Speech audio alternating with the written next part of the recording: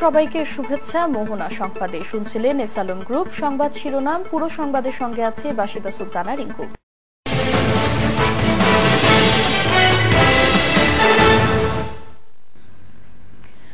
Chittagong city corporation নির্বাচনে নবীন প্রবীণদের সাথে মাঠে নেমেছেন তরুণ সম্ভাব্য প্রার্থীরা। আওয়ামী লীগ সমর্থিতদের পাশাপাশি মনোনয়নপত্র সংগ্রহ করেছেন 20 দলীয় জোট সমর্থিত কমিশনার ও সংরক্ষিত মহিলা কমিশনার প্রার্থীরা।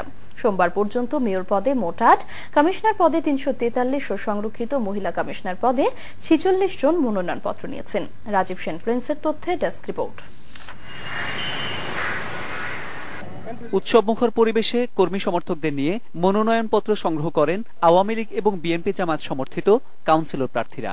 নানা কথা আর প্রতিশ্রুতি দিয়ে জনসমর্থন আদায়ের চেষ্টা করছেন তারা। আওয়ামী লীগ সমর্থিত মেয়র প্রার্থী আ.জ.ম নাসির উদ্দিনও মনোনয়নপত্র সংগ্রহ করেন সোমবার। মনোনয়নপত্র সংগ্রহের পর নির্বাচনে জয়লাভ করে স্বপ্ন বাস্তবায়নের দৃঢ় প্রত্যয় জানান তিনি। আমার দলের বর্তমান যে অবস্থা, অর্থাৎ সাংগঠনিক যে শক্তি, আমরা যেভাবে ঐক্যবদ্ধ উত্তর দক্ষিণ মহানগরী আওয়ামী লীগ এবং দুটোর সমন্বয় ঘটিয়ে আমি নির্বাচনে বিজয়ী হওয়ার ক্ষেত্রে ইনশাল্লাহ আমি শতভাগ আশাবাদী।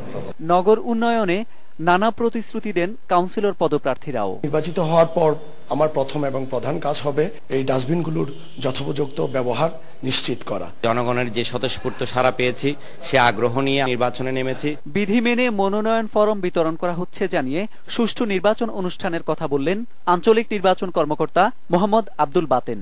একটি সুষ্ঠু, নিরপেক্ষ এবং শান্তিপূর্ণ নির্বাচন যেন জাতিকে উপহার দিতে পারে। মামুন উর রশিদ, মোহনা, ন্যাশনাল ডেস্ক।